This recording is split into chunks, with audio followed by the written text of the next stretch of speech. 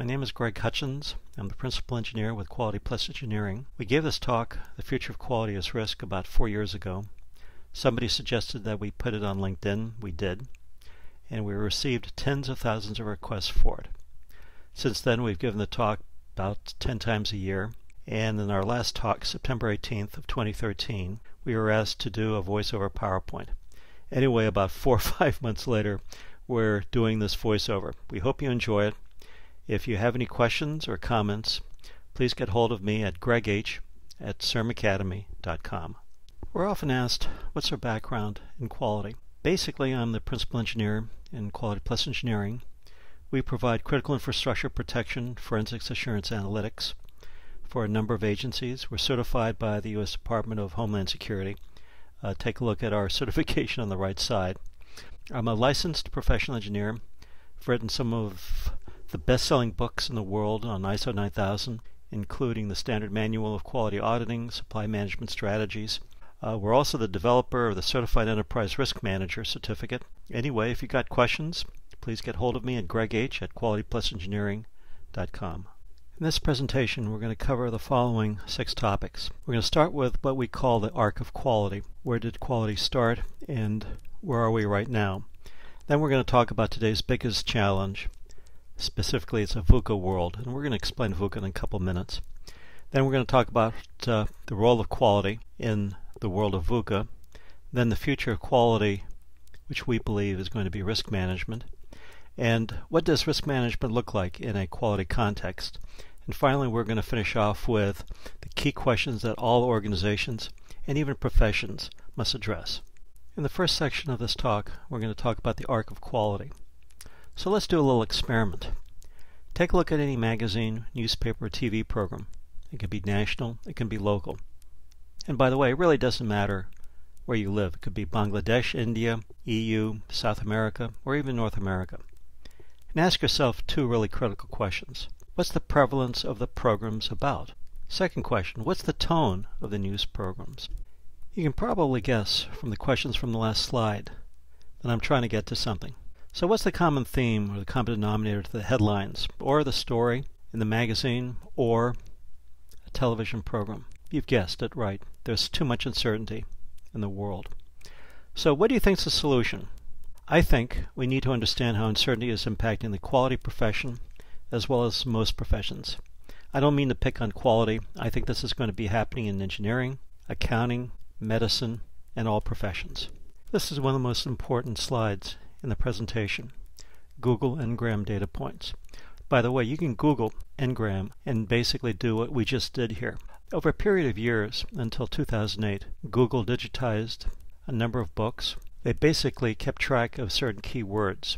The keywords that we have in this presentation are quality control, quality assurance, quality management, and risk management. The important thing is look at the pattern. Look at the trend line for quality control, which is yellow, quality assurance green, and quality management, which is red. And you can see that for quality control, the key year was 1987. And if you look at the 3 quality areas, they tended to trend down over the years. Now why? In 1987, 3 major events happened in the quality profession. First was the Malcolm Baldrige Quality Award in 1987. Second was the invention or the development of Six Sigma by Motorola. The third was the development of ISO 9001. And you can see from the trend lines that most of the quality data points tended to trend down after 1987 and 1990. The critical thing is take a look at the blue line, risk management, and see what happened. As you can see, risk management kept on trending up in comparison with the 3 quality disciplines. So let's take a look at the Google Ngrams. Again, it illustrates what happened from 1960 to 2008, the number of citations that Google and their digitized books came up with. So what do you think happened to risk management curve over the last 6 years? Any guesses? Here's an interesting article that came from the 2012 issue of National Underwriters. And what happens is from 2006 to 2007, if you basically did a search on Google, you'd get 3.2 million hits. 2008, 2009, 27 million. At 2010, if you did a search of risk management, you'd get 63.3 million. So a critical question for you is, if you basically Googled risk management, how many hits would you get today? Well, I did that the other day and I got 403 million hits. Korn Ferry is an HR global consulting firm. About 3 years ago, they conducted a survey among senior executives and boards of directors, and they asked some very critical questions. The first question they asked was, are senior executives and directors in your company spending more time on risk management? 57% basically said yes. The results were absolutely stunning because it basically validates the curve for risk management that we just talked about through the N-grams. The second question in the survey was, has your company improved the quality and timeliness of information shared with the board to assist with decision-making and better risk management? Again, the results were surprising. 58% said yes. The third question in the survey was just as revealing. Who has direct responsibility for risk management in your company? 43% said the chief executive officer, meaning the senior executive in the organization. Very surprising. In the second section, we're going to talk about today's biggest challenge. Specifically, we live in a world of VUCA. Now, what's VUCA? VUCA is an acronym that stands for volatility, uncertainty, complexity, and ambiguity. Basically came out of the military college. The military in the last probably 10 years have had to fight what we would call asymmetric wars. Basically, it's very hard to figure out who the good guy is and who the bad guy is, and it's normally called the fog of war. Well, now we believe that the fog of war has been translated into the fog of business. So let's look at each part of VUCA. V stands for volatility. What surprises us now is the nature and the speed of change, how fast things change. Take a look at the figure on the right. This is basically what happened to the cost of silver over a number of years. You can see from 2002 to 2006 that silver basically was a very volatile commodity. And we're seeing that with most commodities, quite frankly. So let's assume for a second that you manage a factory. You think basically that you could keep the cost of labor, the cost of your raw materials fairly constant. The reality is the cost of raw materials are so volatile these days that it's very hard to make projections as to how much something will cost. If you don't know how much it's going to cost to make, then how can you basically figure out how much to sell it for? What happens is your margin, your profit margin, all of a sudden becomes volatile too, and it's difficult to stay in business. U stands for uncertainty. Uncertainty is lack of predictability. There are too many surprises these days. We basically can't expect that what happened in the past will basically happen in the future. I just look at the number of storms, tornadoes, hurricanes we have. As an engineer, I used to design facilities for once in 100-year events. Now, those events are happening yearly or even more often. C stands for complexity. Basically, complexity deals with the forces that are impacting our world, such as global warming, hydrocarbons, governments that can't basically balance budgets, to organizations that are having a difficult time basically dealing with cultural issues, profit issues, and then even our families. There's simply too much chaos and confusion throughout the entire structure. And most importantly, our systems and processes aren't capable of dealing with complexity. A stands for ambiguity. Basically, what we see is occurring is that the relationship between cause and effect is no longer as linear as it was. There's confusion, lack of clarity. The potential for fog of business is creating a fog of reality. So there's a potential for misreads, misunderstandings, lack of expectations, and in general, just simply a lack of clarity and confusion. The world is a world of disruption. We'd like to introduce two prominent thinkers along that line. One is Joseph Schumpeter. He was an economist about 100 years ago, and he coined the expression creative destruction. Clayton Christensen is a Harvard Business School professor who has a very similar bent, and his thesis is that all companies, especially as they go through innovation, form a type of destructive innovation. And we'll talk about both of them along the lines of VUCA over the next couple slides.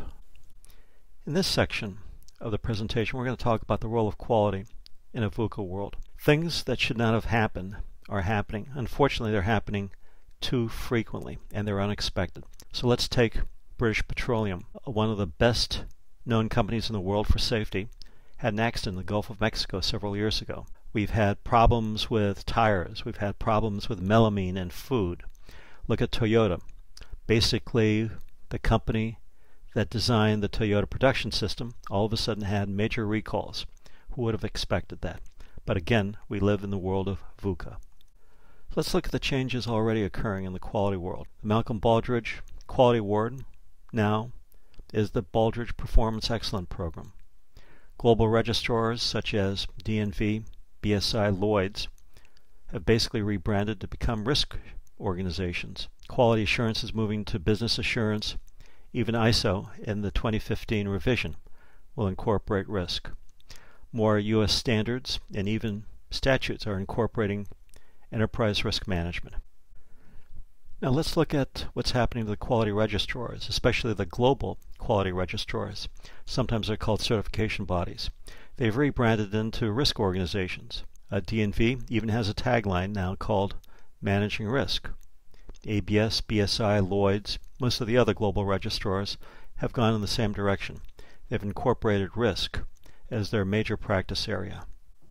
The Baldrige Quality Award has changed. It's become a performance award. And who knows, maybe in 2 or 3 years, it might become the Baldrige Risk Award. Now this slide is really exciting. Why? Because most of the families of ISO standards are moving to risk. Now let me be more precise. They will incorporate elements of risk management. For example, 28,000 supply chain security already has risk management. 27,000 IT security already has risk. Same with 22,000 AS9100 Rev C as well as Rev D will incorporate risk. And most importantly, most of the families of standards that we're seeing that are non-ISO based, like FAA Safety Management System, that impacts 190 countries, will incorporate risk. In the next slide, we'll talk about what's happening to ISO 9000 2015 revision. Now this is the really exciting piece of news. ISO 9001 2015 revision will include risk management. The CD committee draft is out on the street and has been commented on. But basically what we're going to see is that all management systems, ISO management systems, will have identical structure, text and common terms and definitions. They will also incorporate risk. The risk reference document will be ISO 31000, which will be common to all of the management systems. Most importantly, the size of the market, the ISO 9001 market, also includes over 1.1 million companies worldwide. In this section of the presentation, we're going to talk about the future of quality being risk management. Interestingly, about a dozen years ago, we wrote this article on risk management, the future of quality, and it turned to be prescient. A critical element of this presentation is that we're moving from a linear world of known problem solving and clear decision making to a dynamic world of sense making, risk-based decision making, and frankly risk-based problem solving. What's the driver? VUCA. I believe one of today's biggest challenges is we don't know how to manage and lead in VUCA time. Now what do I mean by that? There are so many forces impinging upon our lives, organizations, governments, that we don't know what the cause and effect will be in a decision or how to solve a problem very often. There are just simply too many factors, and too many factors outside of our range of knowledge. So a big discussion in Harvard Business Review over the last couple of years is how do we manage risk, especially in VUCA time. As you can see from the 5 articles that we have shown here, these entire issues of Harvard Business Review dealt with the issue of managing risk. Over the next 4 slides, we're going to look at how management has changed, especially in light of VUCA. And we're going to look at old school management and new school management based upon the 4 elements of VUCA. And first we're going to talk about volatility. Old school management basically was inwardly focused, accepted the status quo, and made a lot of decisions inside the box. New school management tries to anticipate risks before they happen and is continually assessing risks, especially in light of potential black swans. So what's a black swan? Have you ever seen one? That's the challenge. We have not seen black swans. Why? Because they're relatively rare. So a black swan event is a high-risk event, high-consequence event, with a relatively low probability of occurring. Let's now look at uncertainty. Old school management tended to focus on safe decision-making, largely based on the assumptions that the existing processes were fairly stable. We basically knew the problem fairly well, and they were capable of satisfying requirements. We also tended to look at past solutions to solve future problems. New school management focuses on developing new, capable, and transforming processes, largely based on innovation. Innovation basically focuses on recognizing opportunities and basically being nimble enough or adaptive enough to change, to adapt, and to sustain. In complexity, old school management basically looked at an issue, but largely didn't frame the issue sometimes in terms of the overall context of the problem, such as looking at the environment, global solutions, maybe even corporate social responsibility. And this was a problem quite often, because by narrow focusing the problem, quite often the solutions, which were global, might have been missed. New School basically focuses on reframing the problem in terms of the overall picture, looking at the system. So context becomes much more important, especially looking at what's inside the box as well as outside the box to create a better definition of the boundary conditions. Or it could be that the boundary conditions are very porous, and by looking at the entire system, a better definition can be formulated. This is interesting, the concept of ambiguity. Old school ambiguity basically dealt with the fact that we wanted our systems or processes to be stable. We basically could look at the issue and make certain predictions based upon what we knew at that time. New School basically looks at ambiguity and focuses on innovation, and using innovation to become a competitive advantage or value-added differentiator. New School thinking looks at pending issues, and once they're identified, framing issues and developing new scenarios or possible scenarios of what may happen. Again, this is upside risk management or opportunity-based risk management. We know the challenge. The challenge is disruptive change. That's a favorite term of Clayton Christensen from Harvard. And the driver is VUCA, volatility, uncertainty, complexity, and ambiguity. But what's the solution? Or is there even a solution? Harvard and a number of other schools are basically looking at what we would call adaptive leadership, the ability to be flexible. This concept largely came from the military. Why the military? Because they've had, at least the U.S. military, has had a number of wars in Afghanistan and in Iraq that basically deals with asymmetric warfare. And they found that one of the best ways to deal with it is through adaptive leadership or adaptive management. So what does this mean for quality and the quality management profession, as well as ISO 9001 2015 revision? I believe we need to be adaptable.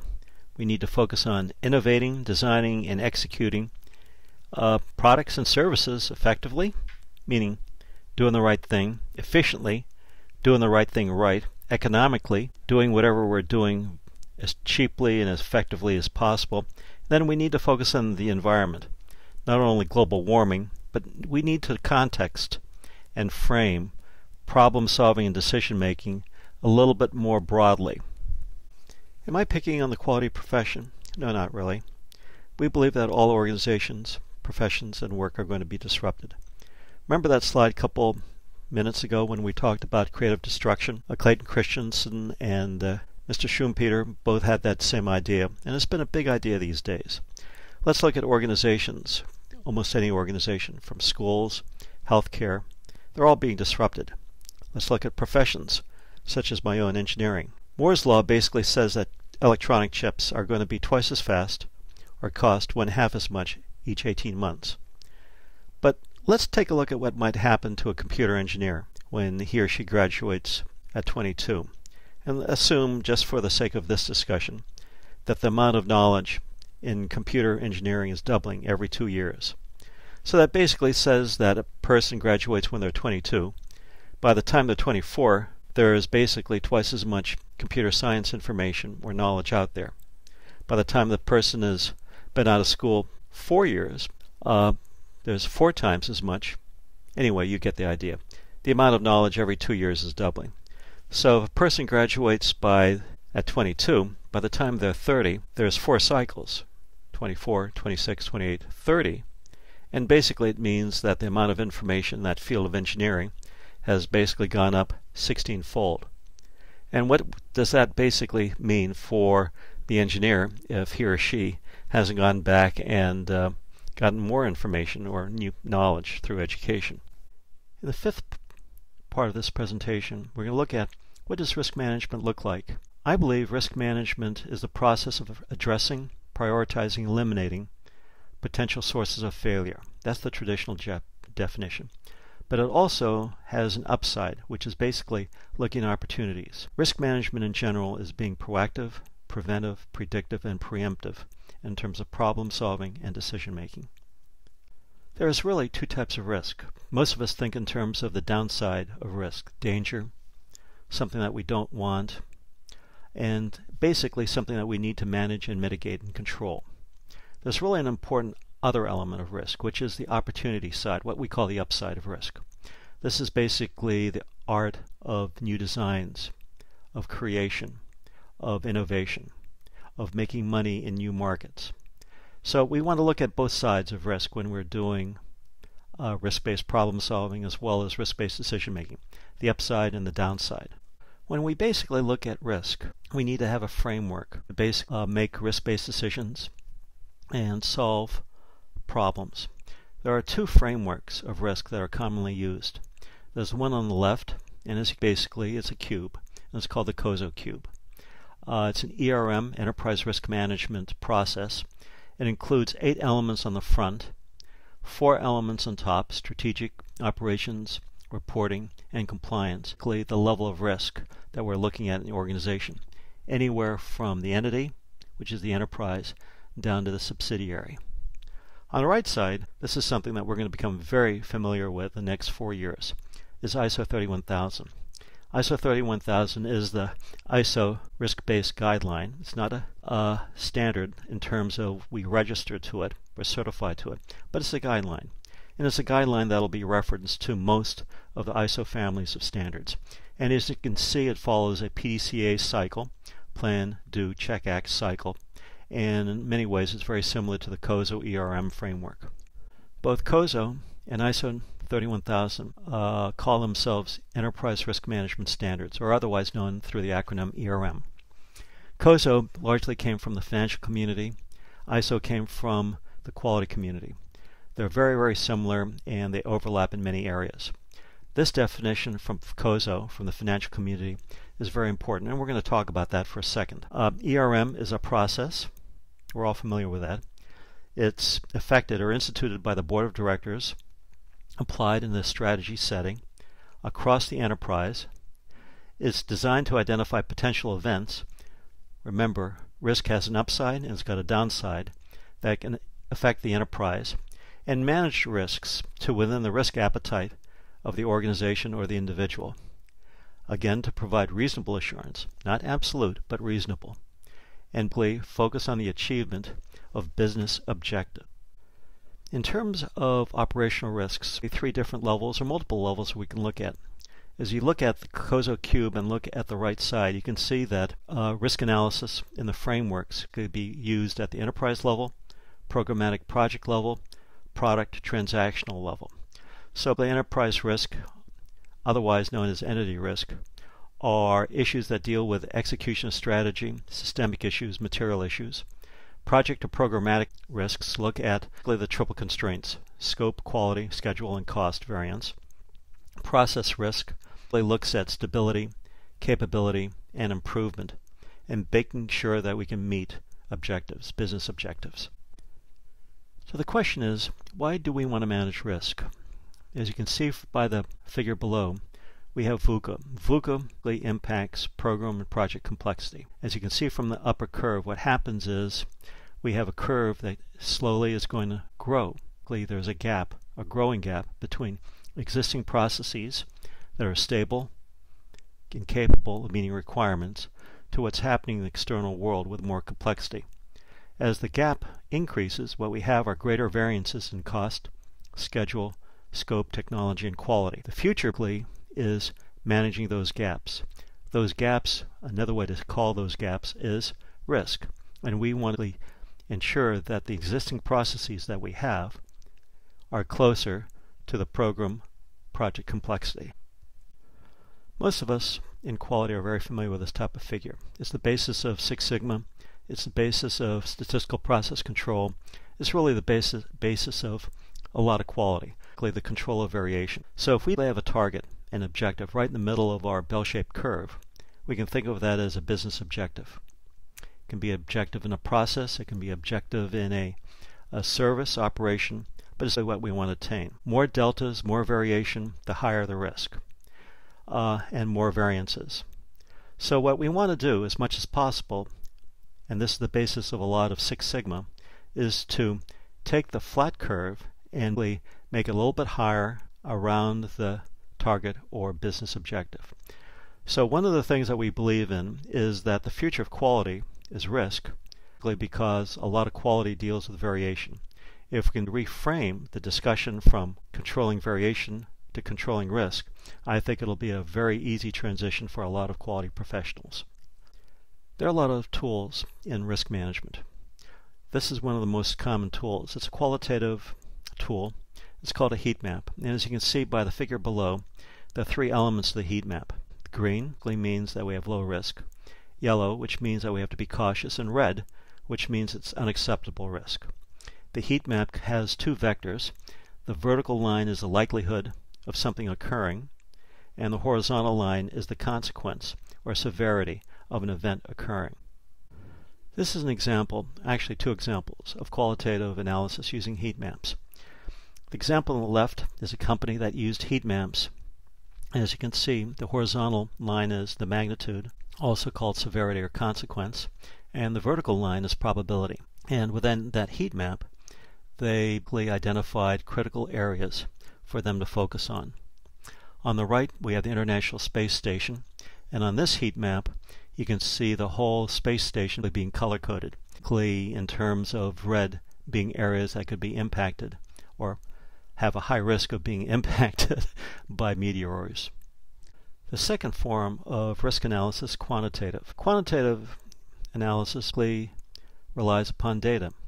Unfortunately, in a lot of organizations, even in the age of big data, we don't have objective and independent data for us to manage risk. Quantitative analysis is very good, but again, it's time-consuming, and we should do a cost-benefit analysis if we want to go in this direction. A number of years ago, almost 10, we saw the challenge of what was happening to quality as well as to, quite frankly, most professions. So we developed a number of solutions, and one of our solutions was developing a certificate program to train operations professionals in risk management. And we developed CERM. CERM is an acronym for Certified Enterprise Risk Manager, and it consists of three elements: enterprise risk management, risk assurance, and project risk management. And if you want more information, please go to our website, which is shown below. This is the sixth and final section of the presentation. In this section, we're going to look at some of the consequences of VUCA and look at key questions that will impact all organizations and professions. So our first question is, what's the future looking like of management if we don't have Demings, Druckers, or Porters anymore? And what do you think is the future of quality management? I don't want to seem like I'm picky on quality, but what do you think is the future of all other professions like engineering, purchasing, operations, IT, in the age of VUCA?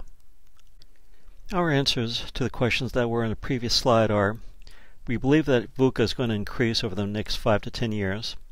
Everyone will become a risk manager, and most importantly, we believe that there are going to be two critical life and work skills for everyone. The first one is we'll all need to know risk-based problem solving, and two, we'll have to know risk-based decision making. Much thanks for your time. We appreciate your staying with us. If you have any questions, email us at greg.h@cermacademy.com.